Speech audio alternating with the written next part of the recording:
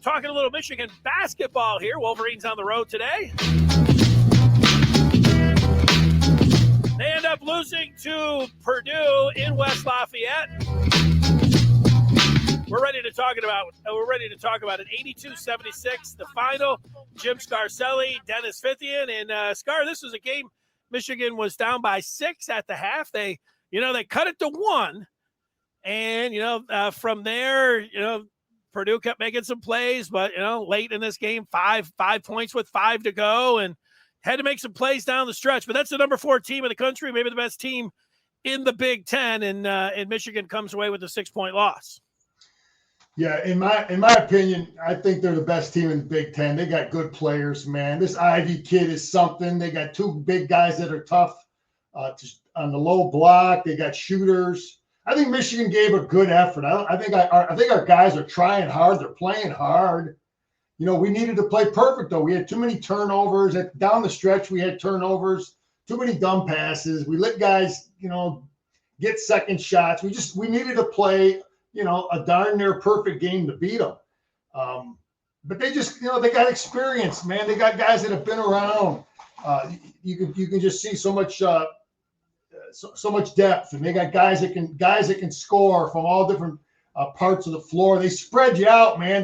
They make you defend the 3-point line. The kind of team we had last year, they really make you defend the 3, and then they got guys on the low block, and then they bring in the best 6-man in the Big Ten off the bench. So it's tough. I thought Michigan's coaches with the zone, I thought it was a pretty decent scheme, but Purdue started to figure some things out and really made us pay later on in that zone. Yeah, Dickinson was awesome. He's really got it going, and he would have had to make some big time plays down the stretch. Him and Devontae Jones, they're late. There was a ball that ended up, you hate to see it down at his feet there, or him not being able to connect there and maybe knock down one of those threes. This was the first game where I watched Dickinson, and I know he's been stepping back, and I know he'll shoot threes, but it was really the first time where I thought, this was a game like, wow, man, this new Hunter Dickinson in his sophomore season where, he really can depend on the outside jumper. This was the first game where it felt like it was dangerous to me, like that outside shot. Like I didn't mind seeing him shoot it. And, we'll see where that goes, in the days and weeks ahead here. But yeah, they're close if they could get, a little bit more from Caleb Houston. Devontae Jones had a pretty good game. They get a little bit more from the bench. Brandon Johns hitting another 3 or coming up with another player. Kobe Buffkin, those guys in the first half, each of them hit a 3, came in there. It was like, okay, they get a little bit more of that, here as February wears on. They're going to see Purdue again in 5 days. I'm sure the Boilers are going to be working a lot on that. You mentioned the matchup zone. Also, whether it was a 3-quarter court when Jace Howard came in, he was spearheading it, or the announcers kept calling it a full court. Maybe it was a full court. It looked like they were picking him up 3/4, but it threw him off a little bit. That seemed like it got Michigan going. That defense turned to offense a little bit.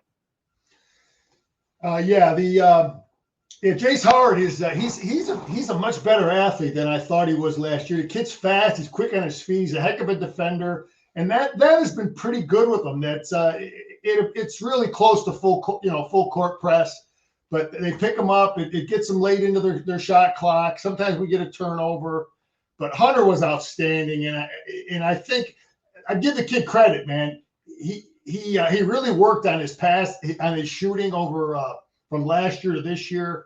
I think games like today really helped that kid advance his draft stock. I think when Edey was covering him, when they had the 7'4" kid on him, Hunter was stepping out, and that's where Edey's a liability.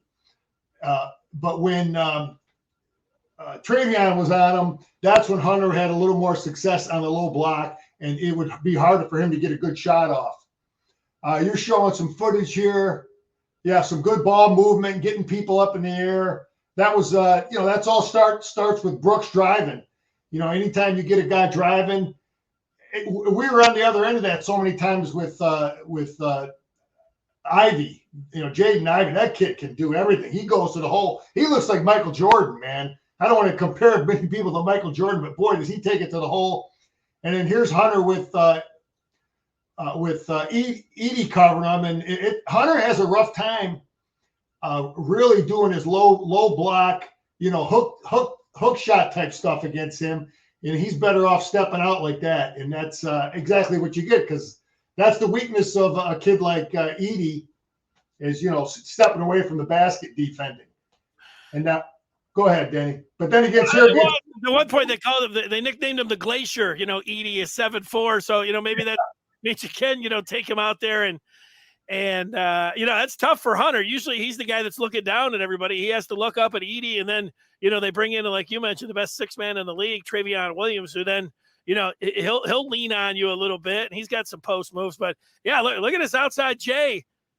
Fear from Hunter. It's looking better and better. And he's shooting it more confidently, and that looked pretty pure right there. Yeah, that's Edie covering him, and he's a liability now. That's where Edie is a liability, is trying to defend the 3-point line. And if Hunter looks like a Bill Lambier type of deal going. If he could step out and make threes, he can be a pro player. That's crucial for him. That he's got a nice little low game, but that's tough to do in the NBA. But he's got to have that, and we need that. Michigan needs this right here, because when you have the big, and that's a terrible nickname. I would not want to be called the Glacier, but no. I heard what's his name at halftime, the old UCLA. What's his name? Lavin. Yeah. I really like listening to Lavin. He's great to listen to. He knows basketball, boy. He explains things, and he's right on time. But no, that's some great footage, and I think Michigan did a pretty good job of exploiting what we could when we could. But Purdue just got they just got too many players, man. They just got some good players. They've been around. Stefanovic, he comes out there. You can't ever leave him at the 3-point line, and because of that, he opens up so much for Purdue in the lane. He opens up the driving for Ivy. But I thought our zone did some good things. I kind of liked it when we started out, but it hurts you a little bit defensively sometimes with rebounding. What are you showing here? Now you got Michigan. A little bit more Jaden Ivey. They kept throwing this high screen and roll, and he gets. You talk about Jordan, like he gets. He takes the ball and he's pretty quick from the the top of the lane here. He gets the screen and he's coming at you full blast. Oh yeah, I mean that he looks like Jordan, that he finishes at the rim then too. He's fast enough to get by and create. And then he can finish at the rim. The team is frustrating. One stretch, they look the team we thought they were, and the other stretch, deers in the headlight. Yeah, he's right, man. It was so frustrating at the end, because we got the thing to within 5 points, and then we have the turnovers at the end. Hunter kicks it off his leg, and then the pass from Jones. Just frustrating. Yeah, we got to have guys that can finish, man. You got to have guys that can finish in crunch time, and it just didn't happen today.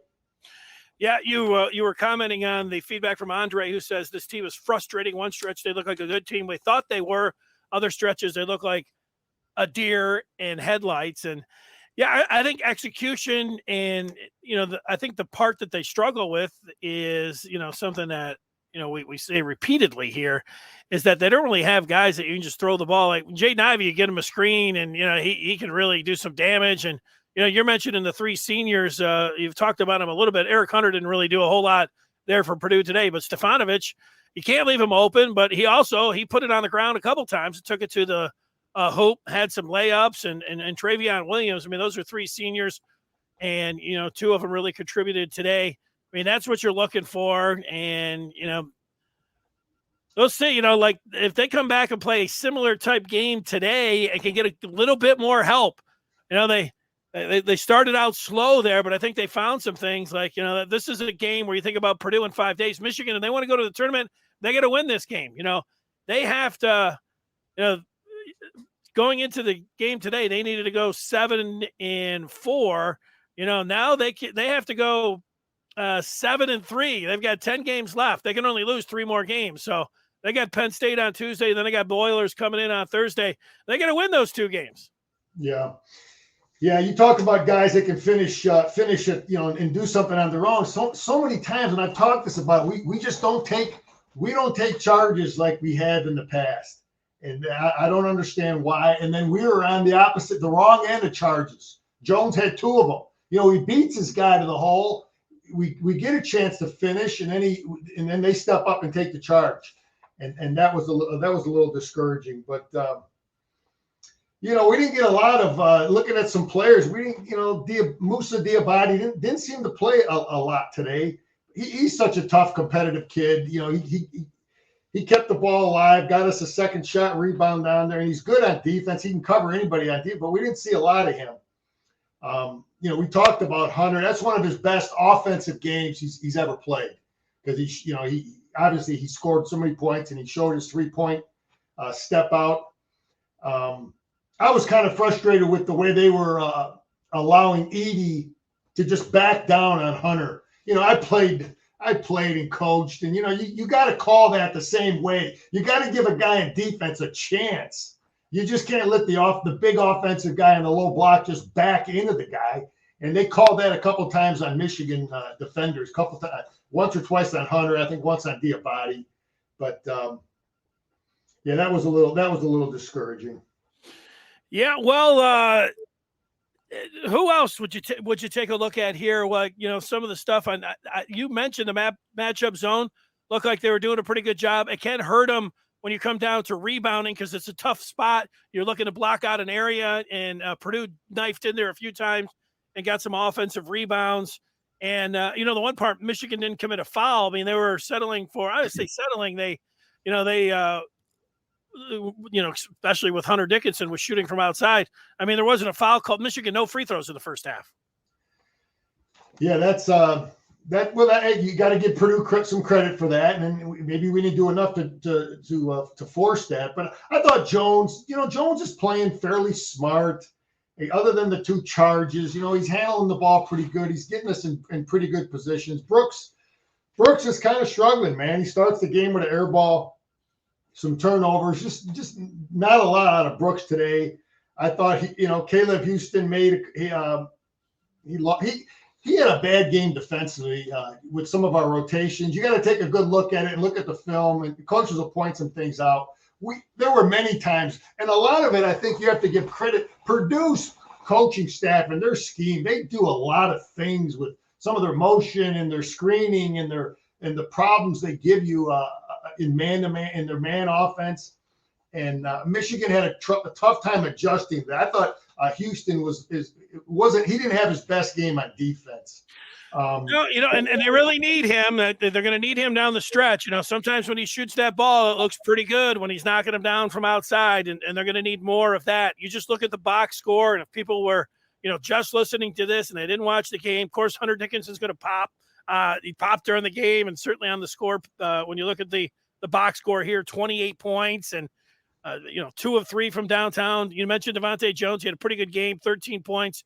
Caleb Houston ended up double figures with 11. You talked about Eli Brooks with the 9 points there, but the bench, Jace Howard, he just has the 1 point, but defensively he was all over the place. And you mentioned Diabate. I think that Diabate's a lot of time he's on that front end of that diamond press or whatever you want to call it, and Jace gave him a little spurt there, so I think Jace earned that time there in the second half, and they can get a little bit more, whether it's going to be Terrence Williams, whether it's going to be Brandon Johns, whether it's going to be Kobe Buffkin. I mean, they need somebody to come in there, and they need to find some scoring, from somewhere else. Yeah, I've been saying this for a while. If I'm coaching that team, I'm going to have more Buffkin, less Williams, less Johns. I just think offensively he has more upside. He can finish at the rim. I think he's a better outside shooter.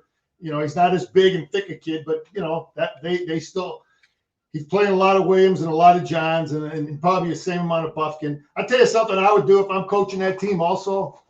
I'm sorry, but Musa Diabate and Frankie Collins, you're not shooting 3-pointers. I'm sorry, but you're open for a reason.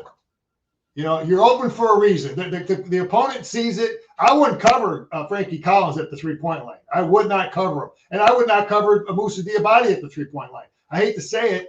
I know Juwan is, he recruited those kids, and you tell him, we're going to develop you. You develop your outside shot, get you ready for pro basketball and all this, but they're not ready now.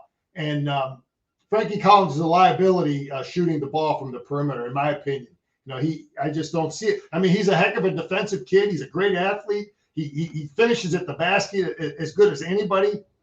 But right now, I wouldn't have it. The kids call it. They call that self-check, Danny. You know what self-check means? Yeah, unfortunately, sometimes I'm outside and I hear the opponent say, "Hey, he's a self-check," and I'm like, "Wait, what's that mean?" I hate to say it, but I think they got to know their. We get back to Clint Eastwood, man. A man has got to know his limitations, and I think that's just my thoughts on both of those players. If I'm putting my scouting report together on Michigan, I'm not covering either of them at the 3-point line. Yeah, well, the stats bear that out. Their 3-point shooting individually, talking about Diabate and Frankie Collins. Neither of them, if you just look at the numbers, maybe it's a different story in practice, and that's always the tough part, man. If they're draining them in practice, and you say, hey, if you're in rhythm or something, but those shots, they need to pick some. They need to try some other. Frankie's a jet; he can drive and everything else, and Diabate can do almost everything else. So. Yeah, I mean, they've got things to work on when it comes down to that. Hey, Scar, before we go, two things. One, anything, that you want to say about the basketball team, but, it's been a few days since Wednesday, and, everybody wants to know, like, as far as you could determine, did, Jim Harbaugh turn down that offer to Minnesota, or was it Minnesota turning down Jim Harbaugh? I know you haven't just sat there in your office there all week without talking with, other former players, whatever else. What have they said to you? What's your read on that? What's, what a former Michigan football player saying? You just got to go with what he said. He gave some information to Mitch Albom, and we're all going on that. It indicated, Minnesota didn't offer it. It's crazy. I mean, yeah, I've been talking to some guys. I talked to a guy this morning I played with, and it's like, I just don't understand why, if I'm Jim Harbaugh in that situation, I'm not getting on that plane until we have knocked down every darn major topic on our Zoom call, whatever the hell it is, on the phone. I talk to all the key people before I get on that plane. That's just me. I don't understand how, he even bothered going there. Because it's just, I just would have did it. I would have had everything ironclad, knocked down, decided the main issues agreed upon. But he got there, and it probably, I'm sure, he's a smart guy, man. He got there. He probably thought everything was falling in place. And there was a few, because I've been in many interviews. I used to tell my assistant coaches to interview every year for head coaching jobs, just for experience. I used to interview all the time, and got offered many times different jobs. And you do it, and but he obviously, I think, wanted pro football. It's something he still wants. He said it, so it's real. He still had that dream, but he got there, and for whatever reason, it didn't go as smooth. And we got to go by what he said, man. That he just, they didn't offer him the job, so. That's what we're going to go by. And as far as I want to get over it and done with it, and let's get these guys going. We got a great offense coming back. We got to hire a great defensive coordinator, though, man. Let's see what he does. I'd like it to be just another guy who's going to run the same stuff we've done. Maybe it's Clinksdale, and we bring in another guy. I don't know what he's going to do, but it's a hugely important decision, just like it was with with Mike McDonald. But let's get it over and done, and bury it, and let's move on, because there's no doubt the enemy is going to use it in recruiting. There's no doubt. Yeah, well, it doesn't really matter anymore. They could do anything they want. Recruiting. Michigan did pick up a recruit today, the running back White Lightning out of Dexter, Cole Cabana. So that didn't hurt him. And Harbaugh said that this was it, and he was done there. So hey, if you want to take him at his word there, I'll just go back. My final thought on it is, like, it doesn't really matter what happened out there in Minnesota. Maybe Jim, was thinking there was a little bit more, to the whole thing. To the verbal offer when he got on the plane. Maybe the Vikings were thinking a little bit something, and that probably played out when they sat down. Jim said they didn't match his enthusiasm, and things weren't matching up. And you know what? When you're in a guy in Jim Harbaugh's position where you're sitting there with $70 million in your back pocket, you don't have to sit around. You could be confident and you can ask for what you want. And you know what? The Vikings, when they're sitting there, I don't like a meddling owner. If I'm hiring a general manager and he's bringing somebody in and this is the guy he wants, so all those different things in there and maybe too many cooks in the kitchen and all that.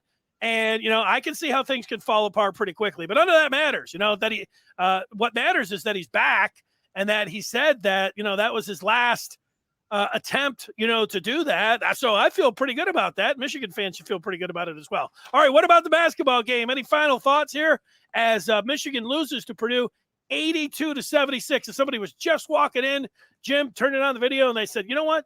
Or listen to the podcast, skipping forward, and said, what's Scarcelli think of the game today? What are you going to tell him? I thought we gave great effort. I thought we had our coaches are coaching hard. Our kids are playing hard. We needed to play a perfect game against Purdue. We needed a few less turnovers. We needed to make a few more shots, and we just didn't do it, man. Something to think about, though, is that Juwan is putting Williams in before Johns. That's interesting. Johns hardly played a little bit. I think he's decided on that.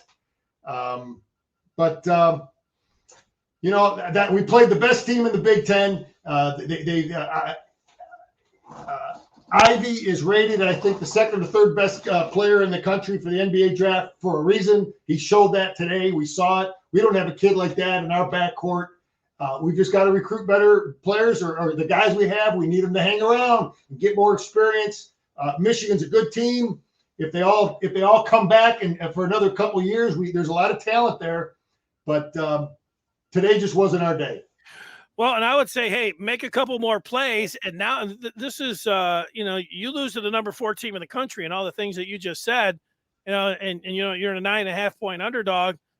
Those things are, to be expected. But now that you start taking a look at it and you got 10 games to go, and you put yourself in a spot where, these are must-win games coming up. They got to go to Happy Valley on Tuesday. They've got to win that game. They've got to come back against Purdue on Thursday night. 9:00 tip at the Chrysler Center. They've got to beat Purdue, and that'll at least give them, you want to call it a signature win at home. It'll be a win against the top 5 team. And then Saturday, a week from today, they host Ohio State. They've got to win that game. So, because they're playing Ohio State twice, and whether they, unless they plan on going out of Columbus and beating them. So they got to win 3 games in a row here, I would say. So a big week for Michigan in the NCAA tournament. More than likely, they're going to have to win these 3 games if they want to put themselves in consideration for the NCAA tournament. So if you're a basketball fan, if you're a Michigan fan, hang on and know that, that's the news. They need 3 wins in a row here this week if they want to, think about, putting themselves on the bubble.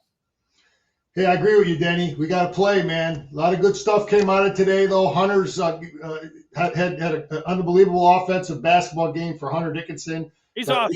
He needs help, man. He needs a lot of help. Team's got to play better defense, smarter. We needed to play a perfect game, and we didn't get it done. All right, good job. We look forward anytime in the next time to talk with you. So we look forward to that, Scar. Thanks for your time. Have a great Saturday. Go Blue. There he is, Jim Scarcelli. Final 82-76. Thanks for watching, listening.